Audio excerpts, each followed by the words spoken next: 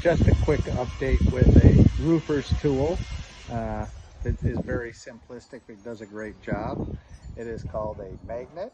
Nothing magical about it. This one happens to be a smaller handheld one, but as you can see, we take 20-30,000 nails off of a roof, and sometimes they get away.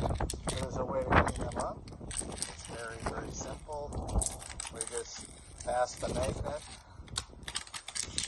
Right, very quick and efficient way to get all the nails, and of course we run it in the grass. Right, so very efficient, and you can see 100 plus nails that we picked up here in just a few seconds.